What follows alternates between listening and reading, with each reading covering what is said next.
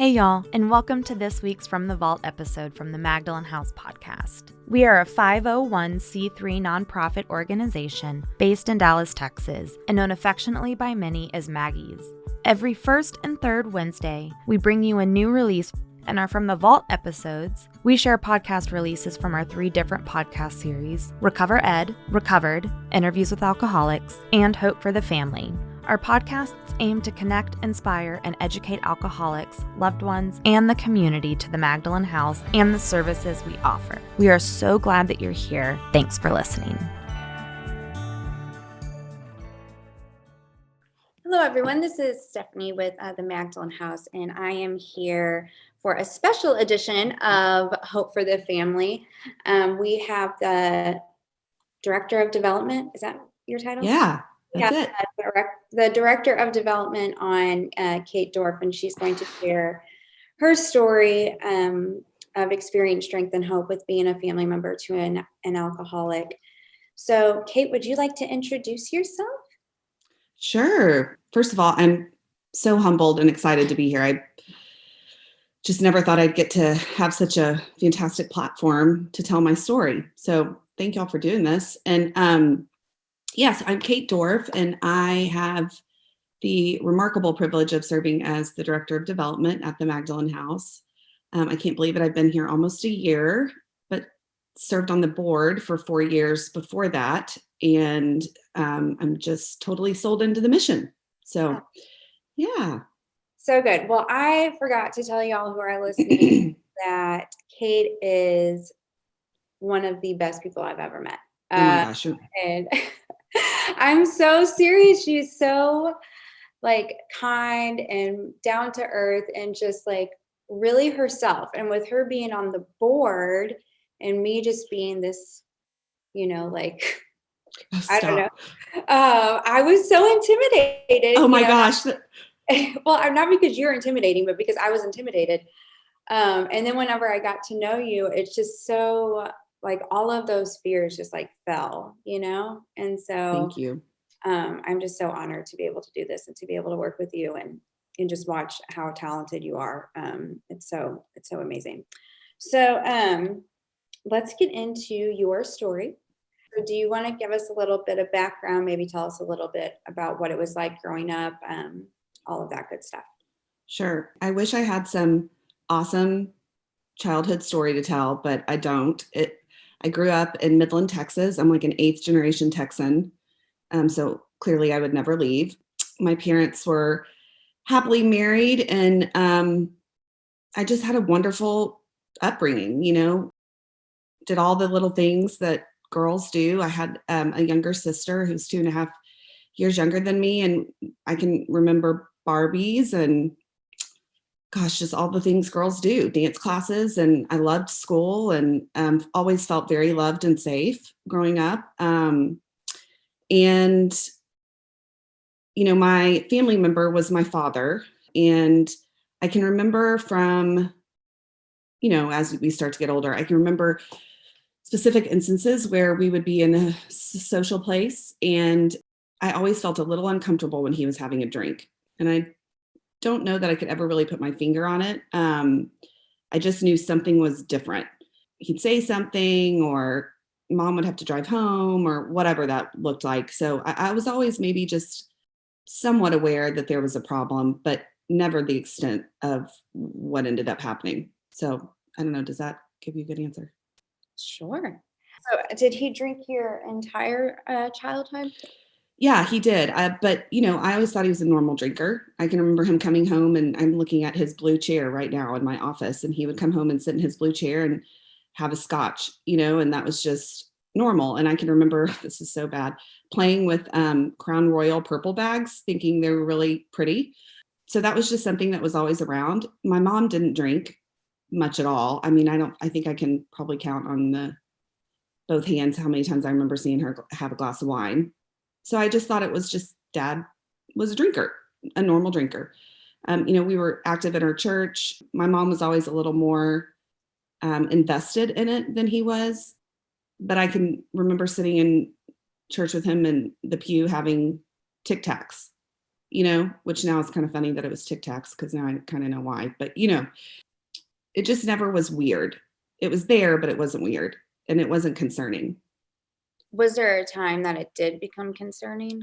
Yeah. So I think as I got older, things started, I don't know if it's just you get older and you start to become a little more acutely aware of your surroundings and maybe you're able to articulate what's going on better. But really when I started to be in junior high, so probably around 13, there was starting to be tension in the house. And I can remember several conversations between my parents of my mom just thinking he drank too much. He'd spend his afternoons at Midland Country Club and would come home and he was always different than the way he left.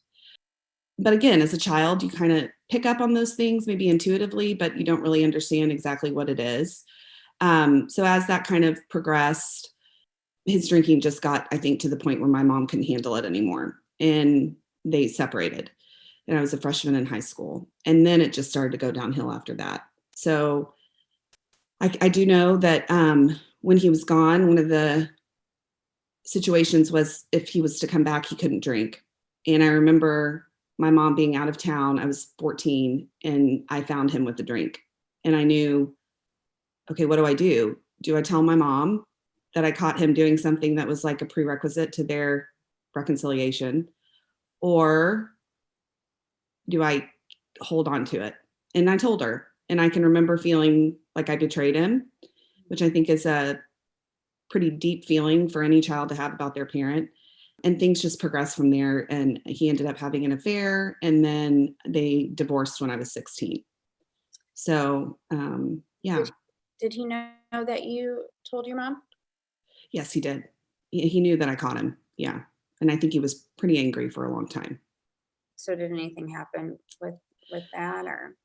No, I don't remember the specifics of anything happening after that. I just remember after that instance, that was kind of the pivotal moment when things started to go really down south. I can remember one specific time, I was probably 17. My sister got really sick, stomach issues. Anyway, we ended up in the emergency room and he walked in and couldn't stand up. And I remember thinking, what is happening here? You just went from, my dad who was fun loving and having dinner with us and driving around in his truck to a man who couldn't stand up and had to be escorted out by security when your daughter's sick. It was very confusing. And I really remember starting this pattern of just being angry and not really knowing why and thinking, is it my fault? Did I do something wrong? I can remember we had a boyfriend in high school who I dated for like 4 years. I don't think he ever got his name right. And I can remember thinking like, do you just not love me enough to even learn my boyfriend's name? And it was just this constant cycle of, man, I must not be worth it. The drink means more. And that's a really hard place to be in, I think, whether you're, grown or a teenager or a child. And I think it's a very common feeling. So you to have. talked about your dad like being fun loving, driving around in a truck. So what was he like if he wasn't drunk? So that's kind of the interesting part. I think he was more fun when he was drunk. Definitely. He grew up in a small town. He had 2 older brothers. They were all best friends. And my grandmother was so fun. I'm named after her, Kate. But I think he started, just from stories I've heard, his relationship with alcohol started very young. And I think my mom would even say when he was in college, she knew he just drank different, right? But you're young and you're in college and everybody kind of does it. So it's like, oh, maybe, things change. But he played professional football. He was a big man. He was 6'4", I think probably 220 and really fast. And he played on the line and ended up at several different teams, but played at Green Bay under Dan Devine. And I think that was a really big part of his struggle was I think he probably had some sort of brain damage that of course nobody knew about at the time. When he was drunk, he was happy and fun. And when he wasn't, he was more mellow and turned inward, if that makes sense. So it was always better when he had a drink, but then it never was a drink. Right. It always turned into something more, Yeah, definitely. I definitely understand that as being a recovered alcoholic myself. Yeah. So you were talking about that you guys were active in the church. Now I know like this can happen a lot with me too. My stepdad in particular, like he would really like drag me to church. I mean, I would go willingly because I was like Sure.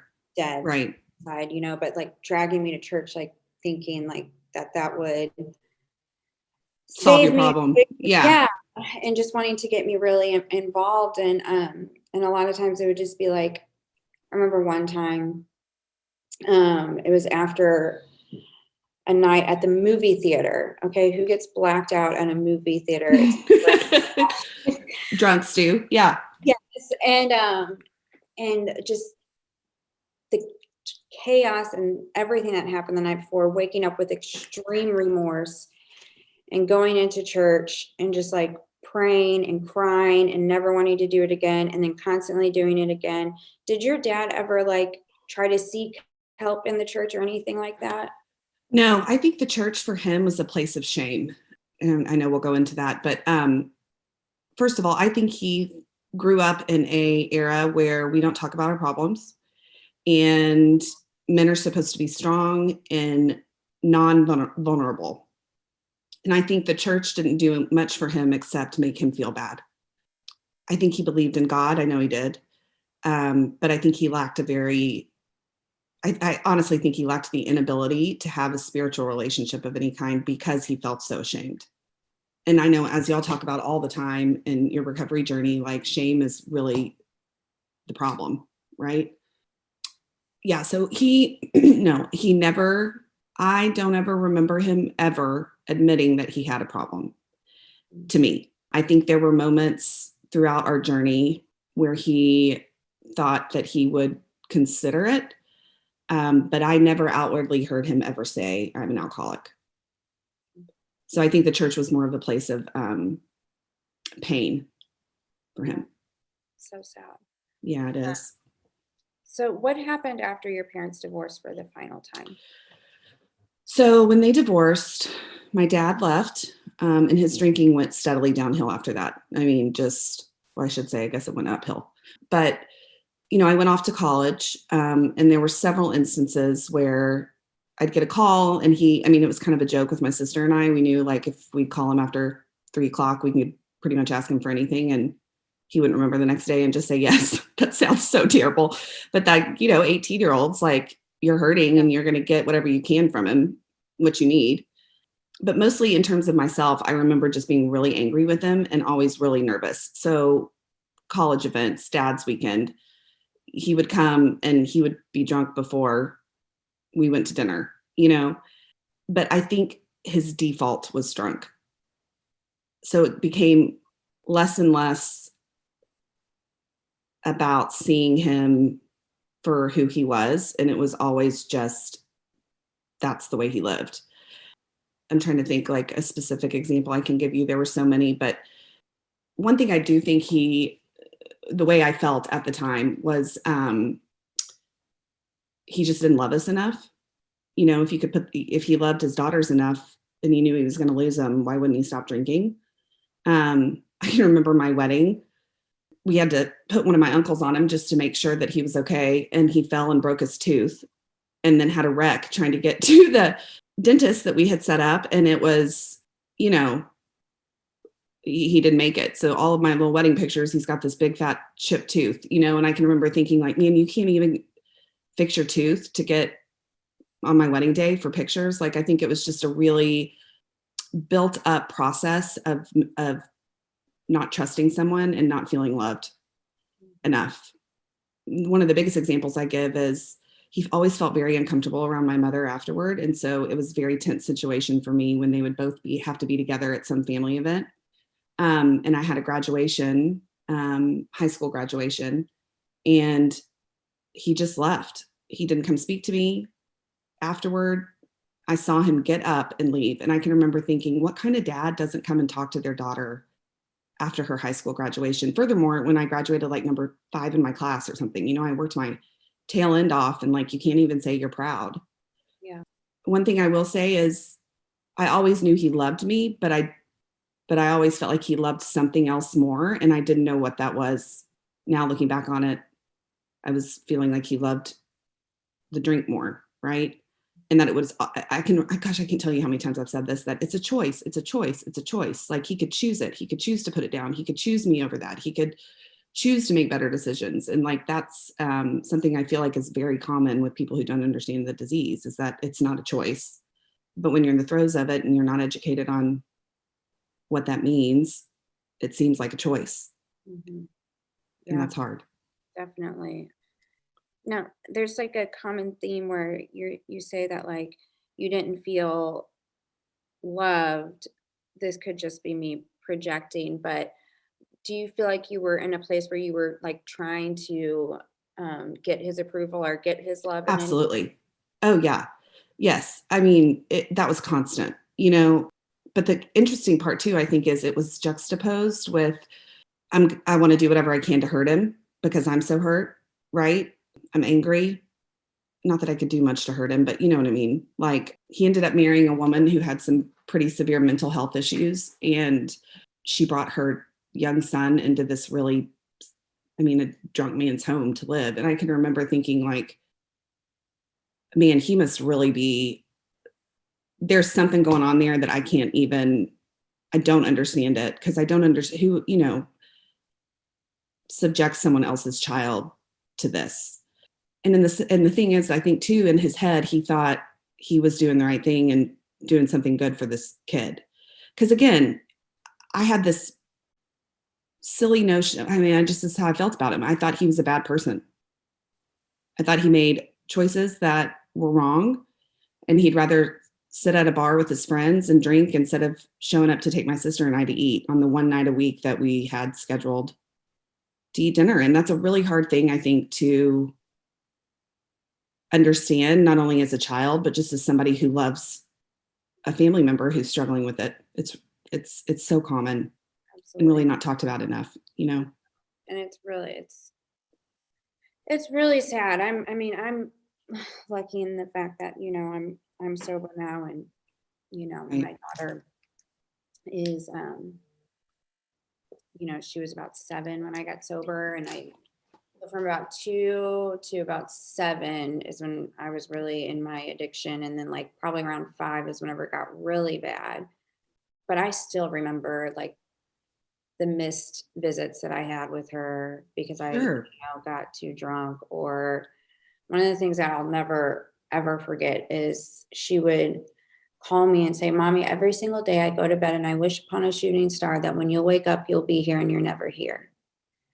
And like hearing those things, And so I can definitely, like, I have a lot of guilt still for that. And so I can imagine how he must have been feeling too. Cause it's a really hard place to be as a child, I understand that, like, I know that I was sick.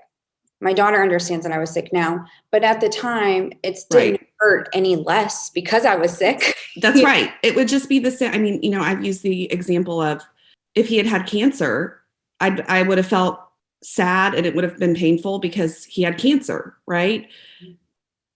But in this particular illness, like they say, instead of it rallying people, it pushes people away. And when you don't understand that on the onset, the pain is amplified, I think. And the issues around self-worth are amplified, and it becomes about you instead of the other person, which is a really hard thing to understand.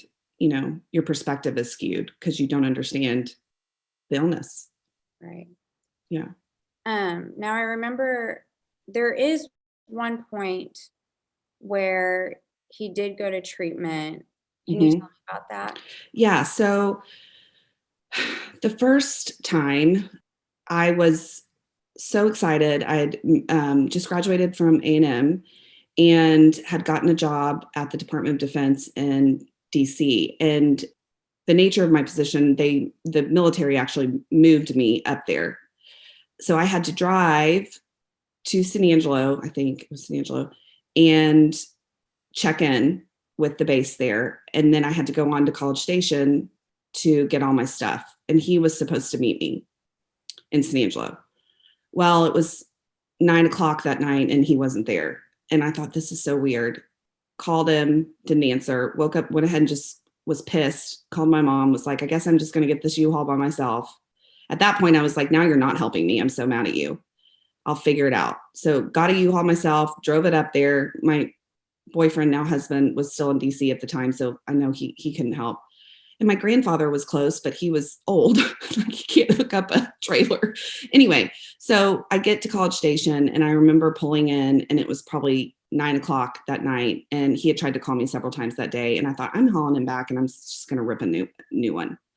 He won't remember anyway, but I need to do it. So I called him back, no answer. Called him again. He answered. He was clearly at a bar. And I said, I guess you just don't really care if I've worked so hard for this and you're supposed to help me and you're not here. And he said, well, I'm coming right now. Well, then it dawned on me, oh my God, it's 9:00 and I'm in Midland. He's in Midland. He's going to drive 8 hours drunk to come help me. That can't happen. So his wife at the time called me later and said there's been an accident and he had run himself into a pole. And that just started this whole, from that point forward, nothing was good. So he went to Laha. I guess his attorney at the time fake told him, like, here's the deal. When you live in a small town like that and you're a upstanding community member, whether you're drunk or not, you're going to get off. And he had already gotten off on several DWIs, but this time he wasn't getting off. And all I could think of was, please God, don't let him kill somebody. Let him go to jail, sit there, but just don't let him kill someone else. Because I knew that would just kill him. Anyway, so he sat in the drunk tank. His lawyer got him out and said, you've got a choice. You're not getting off on this one. So you can either go to Laha or you can go get your DWI. So of course he went. I was so angry with him at that time and moving up to DC with a new job that I didn't speak to him. And he came home and was drinking like the next day. I knew it wasn't going to work.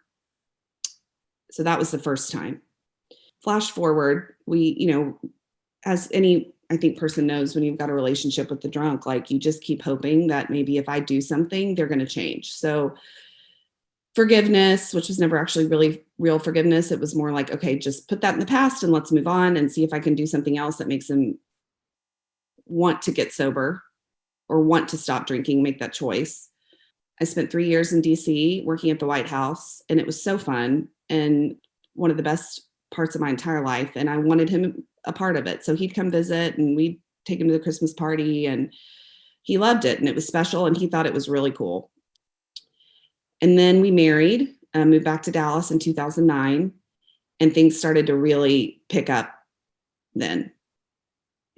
My father-in-law, who I'm very close to, was a Methodist minister, and several months into our marriage, my dad called Jim, my father-in-law, and made the comment, if something happens to me, I want you to do my funeral. And Dad called and said, I just want to let you know I had this conversation. I'm like, you're 59 years old. Why are you talking about if something happens to you? Like, what's going on? He had just gotten another divorce, was living in a small apartment that was really just sad, and my mom had just remarried. And I think that was kind of the tipping point that he realized he really had lost it all. But again, never lost his business, was a very, very successful oil and gas finance guy. Like, his rock bottom was never going to be through his job. So I remember calling his brothers saying, okay, something's going on here and we have one chance and it may not work, but I'm not going to live the rest of my life without trying to do something, even if it's for myself. So we went to see a couple of counselors. Looking back on it, it's so stupid, but like, this is just, you're desperate and you don't know what to do. I ended up calling our church, Highland Park Methodist, for some direction, and nobody could help me, which is another story. And then finally got a hold of someone who could. It was an intervention specialist. I'm like embarrassed to even say it out loud. So we did it. We flew to Midland. This specialist helped us identify a treatment center in Florida that specialized in men over the age of 55. Because one of the things I can remember my dad saying was, I'm not going to Laha. This place is so, blah, blah, blah. My roommate was a drug addict. Like, I don't do drugs. it was like a total separation of reality, which I just kept looking back on is so funny. But anyway, so we did an intervention. Both brothers came, John came, my sister came, and we had the police department outside with their lights. I had a friend that like threw me a solid and sat out there with the lights on to scare him a little bit. And we woke him up. He was a hunter. John took the guns. My uncles and I said, you don't have a choice. You're going or you're going to jail because we're worried for your safety.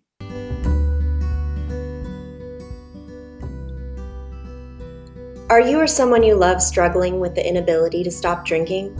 At the Magdalen House, we believe that alcoholism education and recovery is crucial to helping more alcoholic women and their families recover. Our staff is available to provide speakers to the public who will discuss the disease of alcoholism, how to help someone who may be struggling, and more available resources. To request a speaker, please visit our website, magdalenhouse.org/education. And he got his stuff together, and I flew him to West Palm Beach and checked him in and served as his medical point of contact, which I'm sorry, no 25-year-old should have to do, particularly when you have absolutely no idea what's going on about the disease. And I can literally remember sitting on the side of my bed thinking every single phone call was him dead. And it's the feelings of that are just so poignant, and they still are just so real. And I remember talking to one of the counselors, and it was the Handling Center. They did a wonderful job. At the time, they had some new kind of brain scanning capability that could, I think it's probably pretty common now, but this has been like 10 years ago. So, that really looked at his brain to see what parts were active and what weren't. Considering he had played football for so long, they were, a little bit concerned about frontal lobe damage. And he left the day before the scan. And I remember my uncle picked him up, and I thought, okay, that's it. I have to break ties, because you have for my whole life that I can remember, starting when I was 13, you consumed it. Every anxiety, every fear, every resentment, every feeling of anger started with your drinking. And it became very clear very quickly, if I go down this path, this is going to consume it's like, it's such a cliche, but when you try to rescue a drowning person, you drown. I could see that coming for the first time. So we didn't speak. That was in October. It just so happens my younger sister was diagnosed with a pretty severe heart condition that we didn't know about for a long time, then like 2 weeks later. So I did have to see him a lot just because he'd show up for appointments, but he wouldn't speak to me either. He was so mad. And it was just a very difficult, tense, and painful period. And I saw him for the last time on Christmas. It was I think John and I's second Christmas as a married couple, and he wanted to cook steaks. He loved to cook steaks. So we went over to his little apartment, and he cooked steaks, and we played Monopoly. And I can remember thinking, you can't even pick up your arm. Like, he was so frail. And so, when you see people who their skin is so dry, and I could see physically he was declining so much, like his teeth were breaking, like it was just heartbreaking. And I thought, I can't see this anymore. It's beginning to color my whole worldview. And that was the last time I saw him. And looking back on it, I know there was nothing I could have done. I told you this the other day, like, I have absolutely no guilt that I did literally everything we could do. And I think that's a really important point for family members. At some point, you just have to do what you need to do to ensure that whatever happens, recovery or not, you can lay your head down at night and know, I loved them enough to try everything. At some point, it just becomes about what you need. And I think that's a really pivotal point to get to, although very hard. So. Well, I know what ended up happening with your dad, but yeah, people who are listening don't. So do you mind talking about? Oh, sure. Yes. So my sister was in Midland with her boyfriend at the time, and I was in Dallas, and we lived in a little house in Lockwood. And I got a phone call. It was I think it was February 25th, from my uncle, and he had shot himself. And I think I knew he was probably never going to get better. And I had feelings just based on things he had said in the past that this was always an issue. But I just couldn't believe it. It was just, I don't even have, nobody has words for it. It's shocking even when it's not. It's painful even when you're angry at him, mostly because things just go so unresolved. And I can remember being obsessed for weeks. Like, did he leave a note? Which he didn't, which is just exactly the kind of person he was. He wasn't going to talk about it.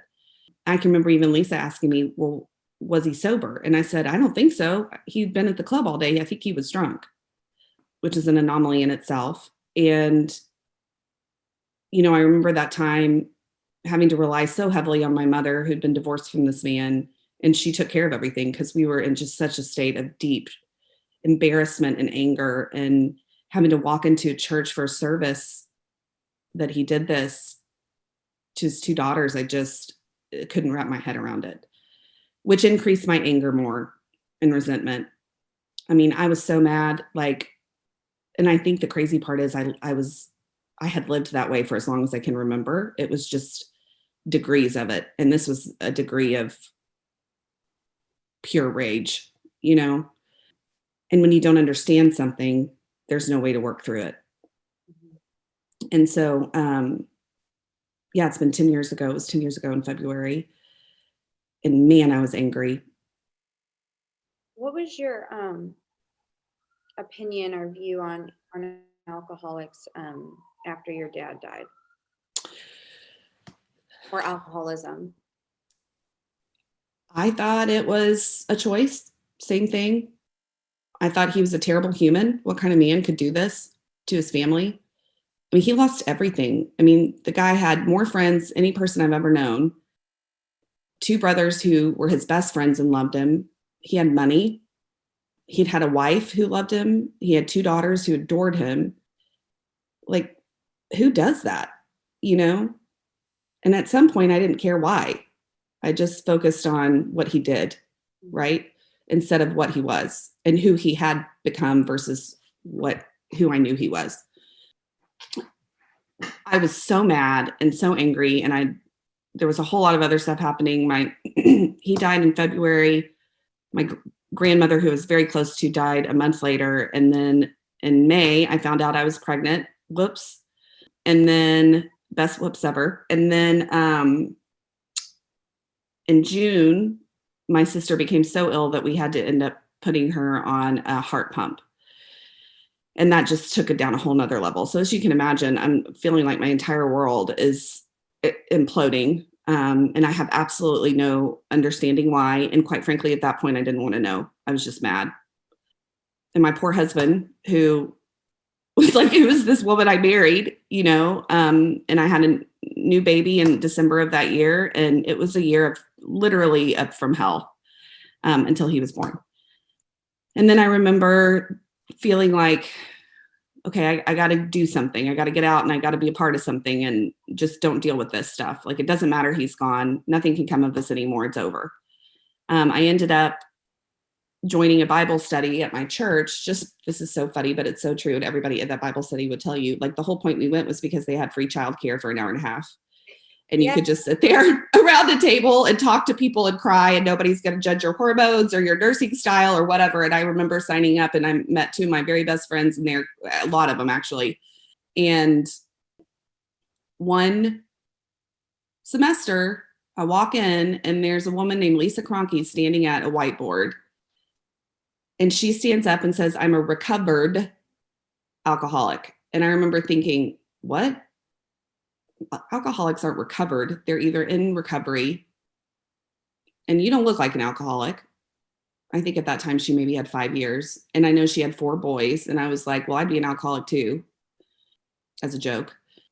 And then she started in on Richard Rohr's Breathing Underwater.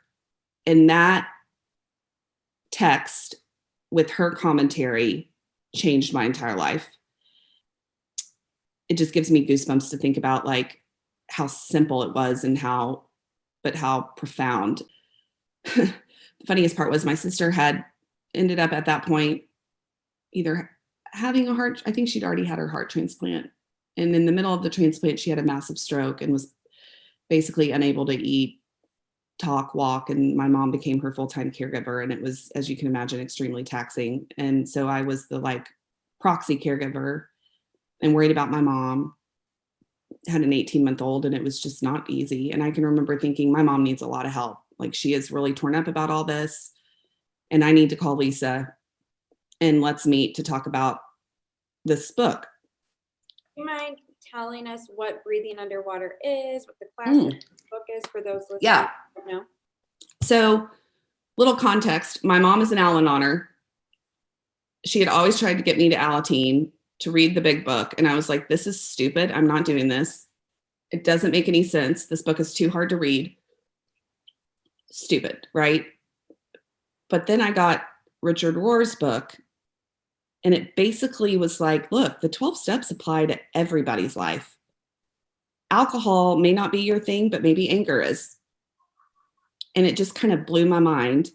He's a former, he calls himself a recovered Catholic.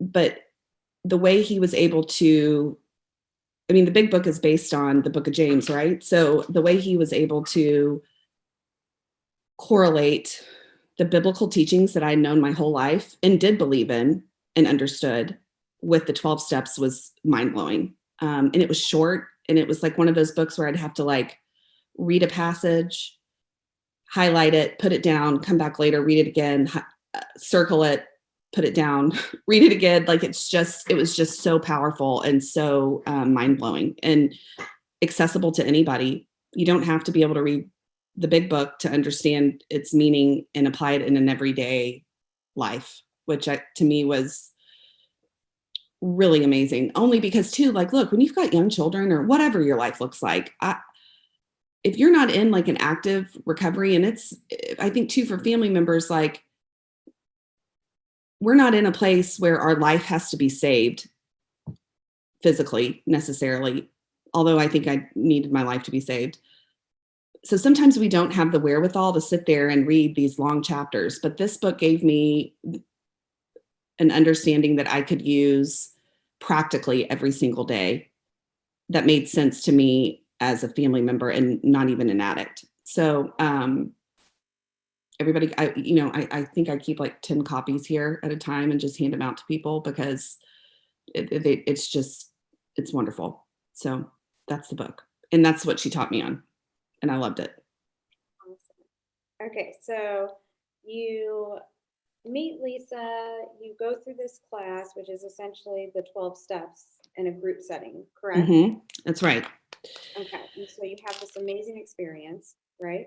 Right, total. Mm-hmm. Okay. And so we're now at the place where like, oh, my mom has to have this. Okay, and so then what happens? Yeah, so I reach out to Lisa directly. So the way she did this was we had homework. We would go home and do it ourselves.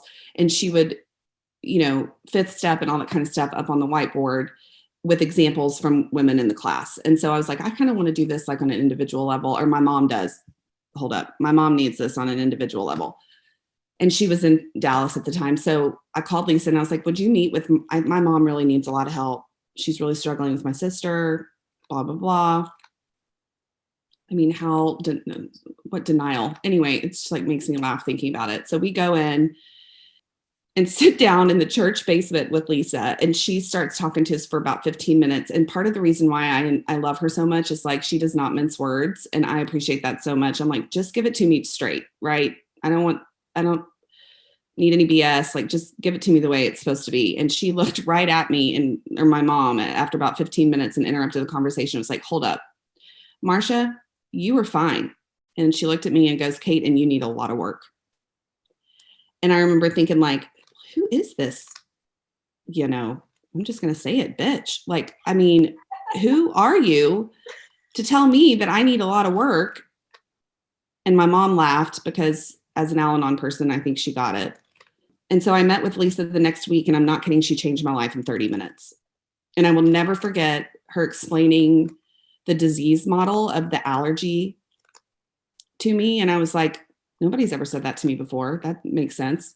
But the thing that she said to me that literally changed my entire perspective on the way my dad is or was, I was telling her some resentment, it's all about me. It's all about me. I mean, how he made me feel after he didn't come talk to me after graduation, blah, blah, blah. And she looked at me and she goes, have you ever considered that maybe he left because he knew he couldn't stop drinking and it was the only way he could protect you? And I remember it was like your life kind of flashes before your eyes and you're like, oh, yeah, that's exactly what he was doing. He knew he couldn't stop and he knew he was causing pain. And in his mind, the only way he could love us was to stay away. And that was like, I don't have any other word but transformative. It's like it brought me out of this place of deep rooted anger and mistrust and judgment and vilifying him for something he really wasn't, into this place of beginning to understand, one, the disease of it, two, that it wasn't a choice. It was physically necessary for him to drink. And three, he loved me, and he loved me in the only way he could. And man, that is a powerful understanding of forgiveness, I think, and it all was just about the perspective, it was just all about learning that it's not a choice. It's not a morality problem. They just have to have it because they're an alcoholic. And so it really, it's changed my whole life. So what happened after that? Yeah. I was so blown away that it's kind of like somebody who becomes a new Christian or whatever, and they're like, I just need to know more, right? And furthermore, I think the part that was really awesome is I think a lot of times I had been to several Al-Anon meetings, and it's just a whole bunch of people sitting around talking about their family member and how bad they are. And I never really got much out of it except just very like validation that I was okay to be angry, right? And I know not all of them are like that. That was just my experience with the ones I went to. But to have an actual conversation with an alcoholic who's made it out on the other side for a family member was tantamount to my understanding of it, right? Lisa wasn't a bad person. You're not a bad person. Y'all are some of the best people I know, people I want to be friends with and I love. And so if you can be that in recovery, you certainly weren't that in active addiction either, right? So I think for family members, or for me in particular, that was a really big, I'd never talked to somebody who'd in open terms about how they got to that point in their testimony about it. It's not unique, right? It just so happens my dad didn't make it that far. So I was so intrigued by her that I just kind of I just wanted to be her friend. It's like, this lady's going to think I'm crazy, but I really just want to be your friend. And I just probably bothered her to death and learned as much as I could. I remember one of my friends in this Bible study was struggling with some stuff too. And I remember introducing her to Lisa, and she kind of felt the same pull, right? We ended up going to a PPG meeting and just slowly became, internally, I was so excited that I kind of wanted to just live at her house, but like I was trying to not scare her. So just slowly became more integrated into this community. And when I say community, I mean like the physical community, but also the community of understanding and studying and processing, right? And doing the steps. And I really kind of stopped thinking of myself.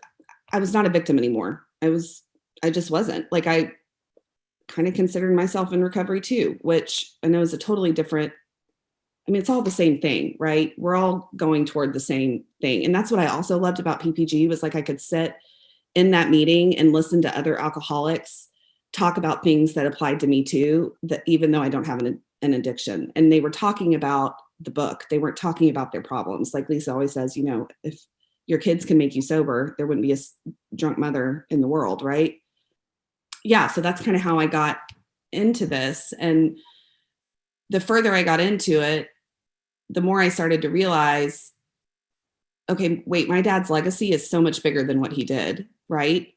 Just because someone didn't beat it, or just because they're not beating it now, doesn't mean you can't use that to go talk and help someone else. And so the best way I know how to heal my hurt and my pain is to go talk to somebody else, just like y'all say, let me share my story to see if maybe someone's in the same place. But even in death, the understanding and seeking truth doesn't end. And there's hope for recovery even after they're gone for the family member, which I think is a huge thing that nobody talks about. Like, they may have lost their battle, but you didn't. So powerful. Yeah. So obviously you had this huge perspective change on alcoholics and alcoholism. And one of the things that I asked you about, and obviously, I mean, you work for the Magdalen House. So you have to have had that change. But one of the things that you said yesterday that I really liked was that how, like, this is your way of kind of like making it right to your dad. Can you elaborate on that?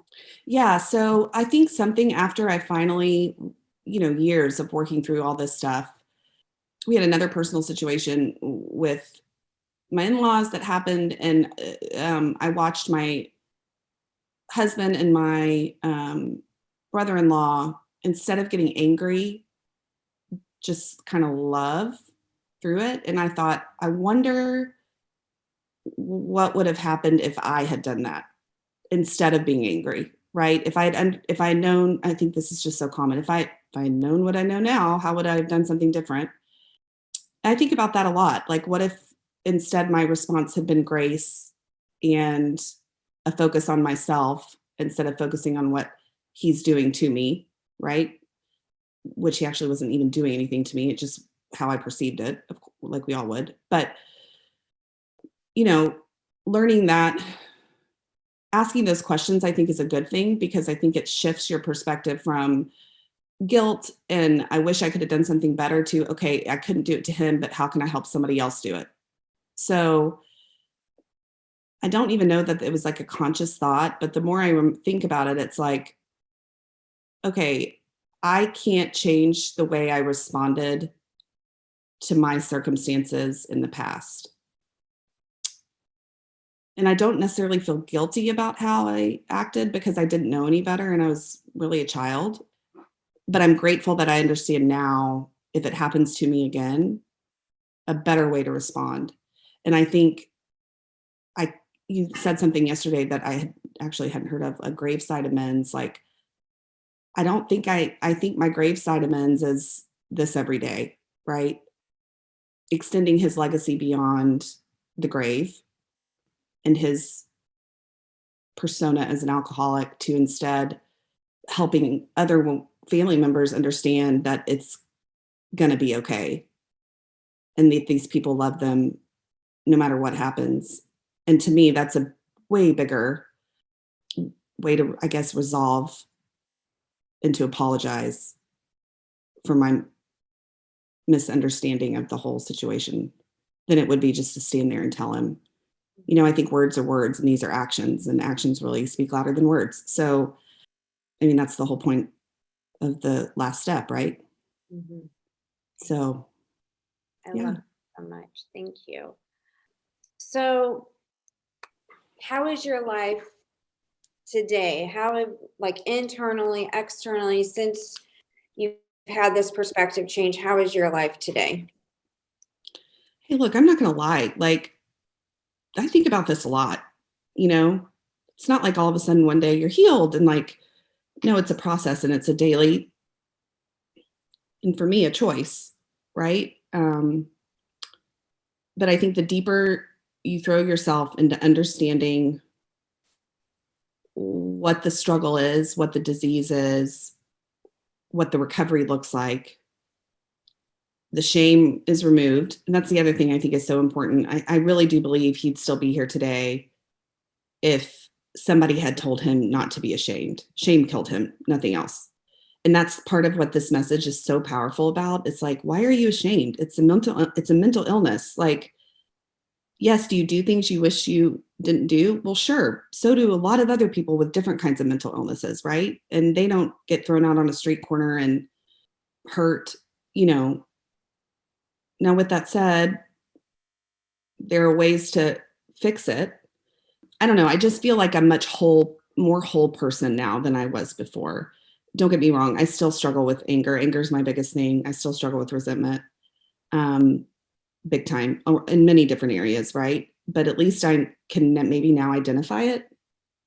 And I'd be lying if I said, like, I still don't feel at times it's anger. It's not necessarily anger with him. It's just, I've got two beautiful boys who love to hunt and fish. And one of mine is like the best little football player we've ever seen. And we have no idea where it came from. And it must have come from him. Right. So there are moments like that where I'm like, dadgum, I wish you were here to see it.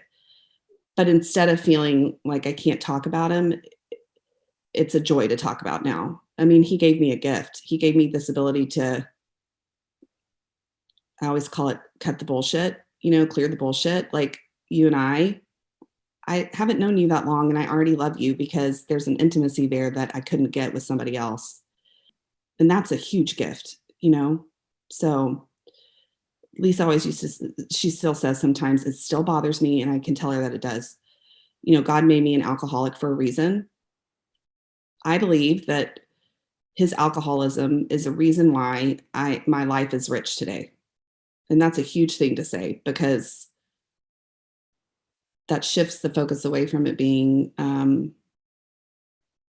unobtainable to, and just this awful, gross word to something that it's like, I beat cancer. It's the same concept. And I think we need to start talking about that more, particularly from a family standpoint, whether your family member is recovered, understands it, doesn't make it, it doesn't matter. You still have the chance to shift the perspective on it, which is so powerful. And I love you so much. It's so special. I know. Wonderful. I think there's been a lot of really amazing stuff that's been said, but is there anything that you would want to tell a family member who might be listening that either you wish you would have known or just anything else that you think is important to tell them? One, I say, if you're struggling with yourself or anybody else, go pick up Richard Rohr's book like yesterday. It will change your life. Find somebody who can explain what's happening. For me, I needed information. I needed to understand, why was he doing this? Like, why am I not good enough? It became very clear very quickly that this was not about me. And I was making it about me. And when you make it about you, you can't see the truth in somebody else, right? So go find somebody and don't be afraid to talk about it. I feel like I was so embarrassed for so long. Like, I didn't want people to know that my dad was drunk or whatever. Like, come on, everybody knows somebody in this world who's struggled with it at some level, whether they're in active addiction or not. Like, maybe they're just a habitual user and it makes you uncomfortable. Go talk to somebody about it. It's just, if you've got a question, call our hotline. Like, we'll tell you exactly what to do, which is what the beauty of what we do. It's like, we're standing out there shouting from the mountaintops, here's how to fix it. Here's the solution. Family members and addicts alone. Like, it's just, it's a beautiful resource. And the last thing I would say is just remember, you're going to be okay. It's going to be okay. Maybe they don't make it. Statistically, most don't. And that's a hard thing to hear, but you got to put the work in to be able to live through anything. And don't give them power. Like, you got to, giving them power actually facilitates their problem. Take the power away and put it back in you, Yeah, I think that's what I'd say.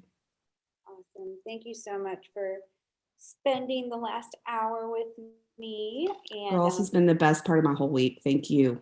Yes. You're just so cute. I just love you to death. I love you too. And thank you for everything you do for the Magdalen House and everything that you've done for me on a personal level. So Oh my gosh, don't mention it. It really is. It's the best place in the world to work, and it's such a gift. It is. I've been given a gift, and I've got to give it to somebody else, All right. Well, have a wonderful day. Thank you. We hope you've enjoyed this From the Vault re-release of the Magdalen House podcast. Tune in every first and third Wednesday for a new release from one of our 3 podcast series. To learn more about the Magdalen House and the services we offer, visit magdalenhouse.org or follow us on your favorite social media channels by searching for the Magdalen House.